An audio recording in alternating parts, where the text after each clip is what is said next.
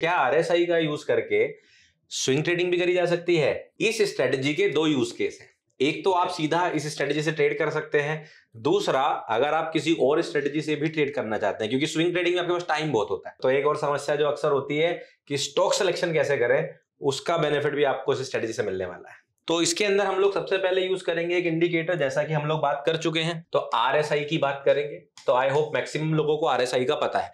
आपको इंडिकेटर्स में जाना है, इंडिकेटर्स में जाने के बाद आपको एक ऑप्शन दिखाई देगा, तो ये हमारे पास आ गया। यहाँ पर आप सीधा आरएसआई लिख सकते हैं और रिलेटिव स्ट्रेंथ इंडेक्स को क्लिक कर दीजिए। तो हमारे पास एक इंडिकेटर आ गया है, इस तरह से आपके पास आ जाएगा डिफॉल्ट मोड में। इसको थोड़ा सा समझा देता हूं मैं आपको कि जो ये आपको वॉलेट लाइन दिखाई दे रही है, ये वॉलेट लाइन जो होती है इसी को बोलते हैं आरएसआई, यानी कि ये जो इंडेक्सिंग है रिलेटिव स्ट्रेंथ का, इसी को हम आरएसआई बोलते हैं। इसकी सेटिंग्स में जाके आप इसकी सेटिंग्स को चेंज कर सकते हैं। और ये जो येलो कलर में आपको दिख रहा है, इसको बोलते हैं मूविंग एवरेज। तो हम लोग क्या करेंगे, मूविंग एवरेज की नीड नहीं है, स्टाइल्स में जाके जो आरएसआई बेस्ड मूविंग एवरेज इसको हटा देते हैं। ओके। और डिफॉल्ट मोड में आपने देखा जैसे आरएसआई की लेंथ 14 ही हम लोग रख रहे हैं, सोर्स क्लोज ही रख रहे हैं, बाकी सब कुछ सेम है। सो आरएसआई की एक खास बात होती है, अगर आप देखोगे प्राइस जो है आरएसआई के साथ ही चल रहा है। सो अब आप देखो, जब भी प्राइस हाई बनाता है, सिंपल सी लैंग्वेज में समझो, देखो प्राइस ने हाई बनाया, अगर आप उसी जगह पे देखेंगे आरएसआई ने भी एक हाई बनाया, करेक्ट, ठीक है। अगर प्राइस ने लो बनाया, उसी जगह पे आप देखोगे आरएसआई ने भी एक लो बनाया है। तो आप देखेंगे कि जिस तरह से प्राइस चल रहा होता है उसी तरह से आरएसआई भी चल रहा होता है, एक बेसिक सा फॉर्मेट होता है, ठीक। अब हम लोग इसके इसी कैरेक्टरिस्टिक्स का यूज करेंगे। अगर प्राइस ऊपर जा रहा है तो आरएसआई भी ऊपर जा रहा है, आप देख रहे होंगे, ठीक है। अगर प्राइस नीचे आ रहा है तो आरएसआई भी नीचे की तरफ ही आ रहा है। तो ये कैरेक्टरिस्टिक होती है क्योंकि ये स्ट्रेंथ बताता है ट्रेंड की। ओके, सही बात है। और स्विंग ट्रेडिंग के अंदर ट्रेंड बहुत इंपॉर्टेंट होता है, क्योंकि यहां पर हम अपने पोजीशन को इंट्राडे क्लोज नहीं करते, हम लोग होल्ड करके चलते हैं। 2 दिन, 4 दिन, 10 दिन, 20 दिन, 1 महीना, 1.5 महीना भी होल्ड कर सकते हैं। सही बात है। तो हम लोगों के लिए यहाँ पे ट्रेंड बहुत इंपॉर्टेंट हो जाता है, इसीलिए आरएसआई एक अच्छा इंडिकेटर है स्विंग ट्रेडिंग करने के लिए। ओके, चलिए, तो अब हम क्या करेंगे, जब हमें पता है कि प्राइस और आरएसआई एक ही तरह चलते हैं, हम लोगों ने ऐसे मौके ढूंढने हैं, हमने इन दोनों की लड़ाई देखनी है कि कहां पर प्राइस और आरएसआई की लड़ाई हो रही है, यानी कि ये एक दूसरे से एक जैसा बिहेव नहीं कर रहे हैं, कुछ अलग अलग बिहेव कर रहे हैं। वो अलग बिहेवियर कैसा हो सकता है, जैसे कि प्राइस मान लीजिए ऊपर जाया जा रहा है, ठीक है, लेकिन आरएसआई ऊपर जाने से मना कर दे, आरएसआई बोले मैं तो नीचे जाऊंगा। ऐसे सिचुएशन आपको ढूंढने कि प्राइस अगर नीचे आ रहा है, आरएसआई नीचे ना जाके ऊपर की तरफ जाना शुरू कर दे, तो आपको ऐसे सिचुएशन ढूंढने। हमने क्या करना है, ऐसे मौके ढूंढने हैं जहां पर प्राइस और आरएसआई का कॉम्बिनेशन जो है वो बिगड़ जाए, ठीक है। इसको हम लोग बोलते हैं डाइवर्जेंस। डाइवर्जेंस बोलते हैं, डेविएशन बोलते हैं, मैनिपुलेशन बोलते हैं, कि हम आरएसआई के मैनिपुलेशन को या प्राइस के मैनिपुलेशन को आरएसआई के साथ पढ़कर उसका यूज करेंगे। जैसे मैं कुछ एग्जांपल्स लोगों को दिखा देता हूं, जिससे कि उनको थोड़ा सा समझ में आए क्लैरिटी से। जैसे अगर आप थोड़ा ध्यान से देखेंगे, प्राइस देखेंगे, अगर आप यहां से इस जगह से इस जगह के बीच देखिए, तो आप देखेंगे प्राइस नीचे आया, यस, करेक्ट, लेकिन आरएसआई सीधा रहा, फ्लैट, करेक्ट। लड़ाई हो गई इनमें, आपस में लड़ाई है, मतलब एक दूसरे के साथ वो नहीं कर रहे हैं जो इनको करना चाहिए। इसी को हम लोग बोलते हैं मैनिपुलेशन, ठीक है। तो स्विंग ट्रेडिंग करते हुए हमें सबसे पहली चीज होती है, हमें कुछ ऐसे स्टॉक्स चाहिए होते हैं जिसके अंदर हम लोग ट्रेडिंग के सेटअप्स देख सके, क्योंकि हमारे पास तो बहुत सारे स्टॉक्स हैं। हमारे पास इंडेक्सेस भी अब तो 3 हैं, 4 हैं, 5 हैं, जिनके अंदर हम ट्रेड कर सकते हैं। तो अगर आप स्विंग ट्रेडिंग करना चाह रहे हो तो जहां पे भी आपको ये डिफरेंस दिखाई दे उसको सेलेक्ट कर लीजिए। इस तरह से आप अपना स्टॉक सिलेक्शन कर सकते हैं। आगे जो मैं आपको कंसेप्ट बताता जाऊंगा, उस कंसेप्ट का यूज करके आप इस सिलेक्शन को और छोटा करते जा सकते हैं। चलिए, अब बात करेंगे इस डाइवर्जेंस को हमें कैसे यूज करना है। तो आप देखेंगे आरएसआई के इस लाइन में आपको एक लाइन ऊपर दिख रही होगी, डॉटेड लाइन, और एक डॉटेड लाइन नीचे दिख रही होगी। यस, सही बात है। तो ये जो ऊपर वाली लाइन होती है इसको हम लोग बोलते हैं अपर बैंड, अपर बैंड, ठीक है। और जो नीचे वाली लाइन होती है इसको हम लोग बोलते हैं लोअर बैंड। इनकी वैल्यूज को भी सेट करने का ऑप्शन आपको सेटिंग्स में मिल जाएगा। तो स्विंग ट्रेडिंग करने के लिए आप लोग जो स्टैंडर्ड फॉर्मूला होता है या स्टैंडर्ड आपका सेट होता है वही यूज कर सकते हैं, कोई दिक्कत नहीं है। 70 से लेके 30। बट अगर आप किसी ऐसे स्टॉक को या ऐसे इंडेक्स को ट्रेड कर रहे हैं जहां पर मोमेंटम बहुत जल्दी जल्दी नहीं बदलता, जैसे कि निफ्टी 50, इंडेक्स है, एक ऐसा इंडेक्स है जिसके अंदर 50 स्टॉक्स हैं, तो उसमें मोमेंटम आने के लिए बहुत सारे स्टॉक्स को एक डायरेक्शन में घूमना पड़ता है। करेक्ट। तो कई बार कई दिनों तक निफ्टी 50 क्या होता है, वो एक ही जगह पर घूम रहा होता है।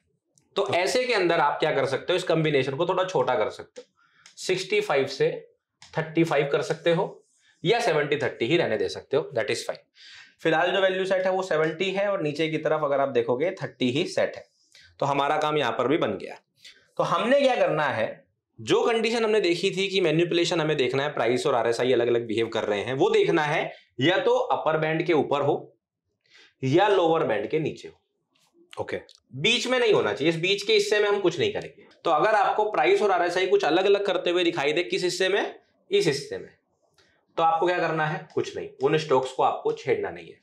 जिसके अंदर ये मैनिपुलेशन आपको अपर बैंड के ऊपर या लोअर बैंड के नीचे दिखाई दे, वहां पर आपको इन स्टॉक्स को सेलेक्ट करना है, सिलेक्शन करके रख लेना है, तो आपका वॉच लिस्ट बन जाएगी।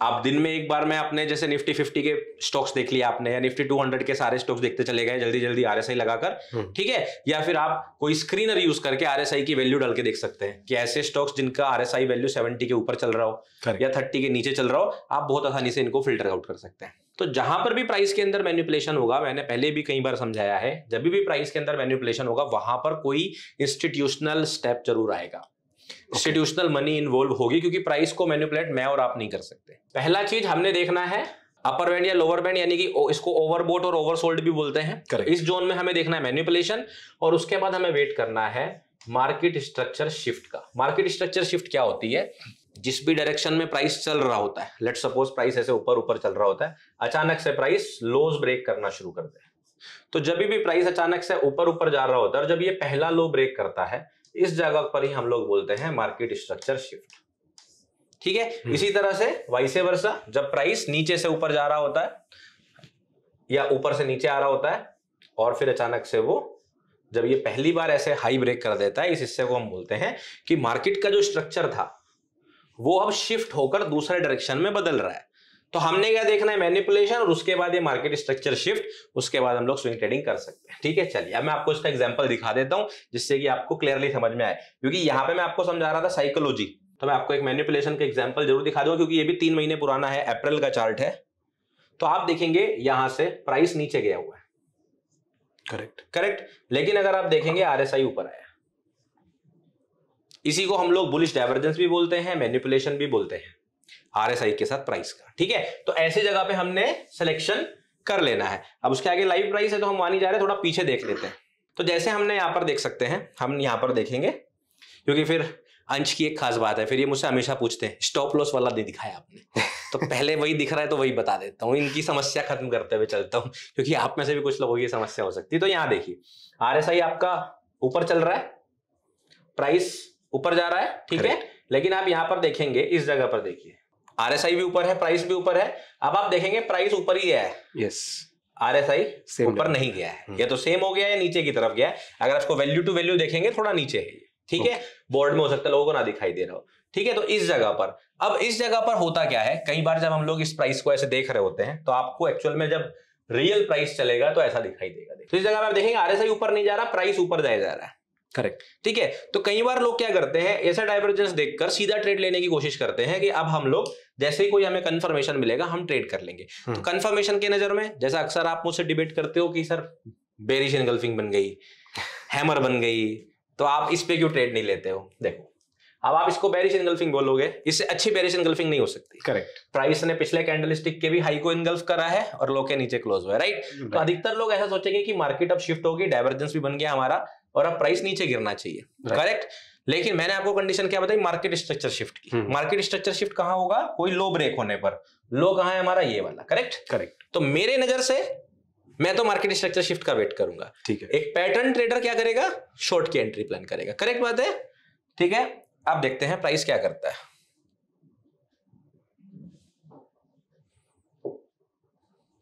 इसलिए मैं कंफर्मेशन का वेट अजम्पशन को नहीं मानता हूं, ठीक है। चलिए, तो हमने देखा कि हमें ये गलती नहीं करनी है, हमने प्राइस को स्ट्रक्चर शिफ्ट करने का वेट करना है। अब आप देख रहे हैं, देखिए प्राइस जो है, और अभी आरएसआई ऊपर नहीं जा रहा, प्राइस और ऊपर चला गया है, करेक्ट।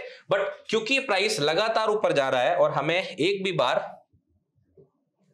स्ट्रक्चर शिफ्ट नहीं दे रहा है, आप देखोगे, ये देखो लो नहीं ब्रेक कर रहा ना, फिर ऊपर चला गया, तो आरएसआई नीचे आ रहा है। तो आपको ये ध्यान रखना है कि स्ट्रक्चर शिफ्ट अगर नहीं होगा तो ये डाइवर्जेंस आपके लिए काम नहीं करेगा। ठीक है, चलिए इसे रिप्ले मोड को मैं हटा देता हूं। जो मैं आपको दिखाना चाह रहा था वो आई होप आप देख चुके होंगे कि कैसे हमने ध्यान रखना है। हमें मार्केट स्ट्रक्चर शिफ्ट होने का वेट करना है। और मार्केट स्ट्रक्चर शिफ्ट होने का मतलब होता है नीचे कैंडलस्टिक प्रॉपर्ली क्लोज हुई हो, फेक आउट ना हुआ हो। यहां देखिए प्राइस नीचे आया है, इसके साथ वाला लो ये है, इसके साथ वाला लो ये है।